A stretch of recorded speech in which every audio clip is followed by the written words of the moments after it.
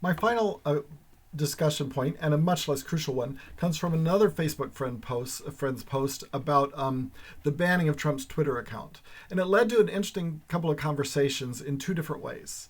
The first of all was the question of, was that a violation of free speech? Was it censorship? And the issue is that it actually is legal, because it's only the government that's constitutionally prohibited from restricting free speech. So according to law, Google or Twitter or Facebook can restrict the speech of any person or group that they want. But that doesn't mean it isn't still censorship. It just means that it's legal censorship. And I don't think it means that it's right. I think that because Google and Twitter and Facebook have a virtual monopoly on social media, it's a bad idea to let them censor people, for the most part.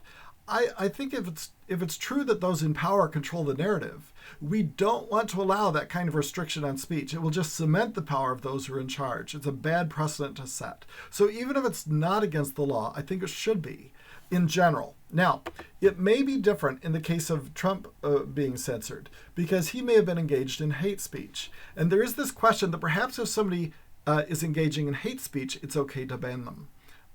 My thought on that is it depends very, very much on how you define hate speech. If you define hate speech as deliberate and definite inciting people to violence, I don't have a problem with saying that should be banned, just like you can't shout fire in a crowded theater.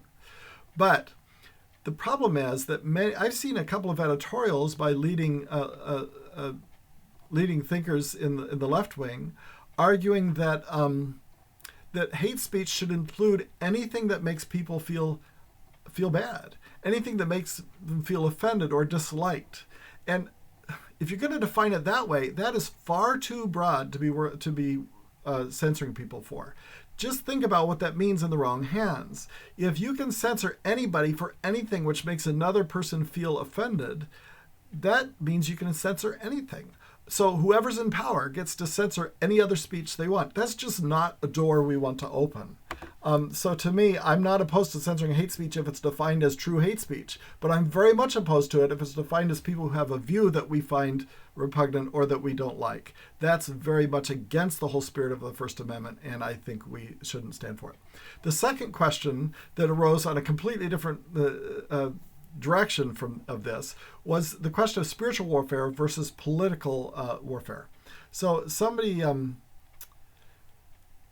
quoted the verse that says we're in a spiritual battle, and they said, wake up to all the political... They said, we're in a spiritual battle right now, and they meant, Christians, wake up to the political danger that's around you. Your rights are about to be taken away. Things are about to go wrong. You need to be involved in this warfare. And somebody else said, no, that's a spiritual battle. You're talking about a political battle. And they said, the spiritual warfare that Christians are engaged in is not politics. And they pointed to the fact that Jesus seemed very uninterested in changing the Roman system of government or in challenging it in any way. So I think that both sides are sort of right here. Because on the one hand, I do think it's correct to say that political difficulties and dangers do count as spiritual warfare. Seems to me that in the Bible, the idea is that Satan uses every circumstance he can to bring discouragement on us and to keep us from living for God. And that certainly includes political opposition. It certainly includes the danger of taking our rights away. That's certainly part of his attempt to discourage us from faith in God.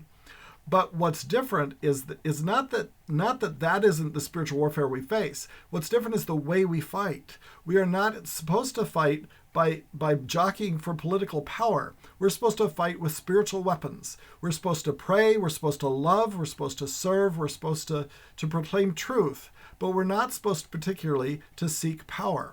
The Beatitudes are the picture of how we're supposed to live in the kingdom of God in this world.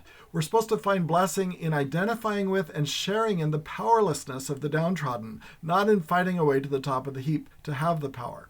We do have, by the way, all the spiritual power we need, and we're going to need a lot of it if we're going to continue to love generously and consistently, even in the face of persecution.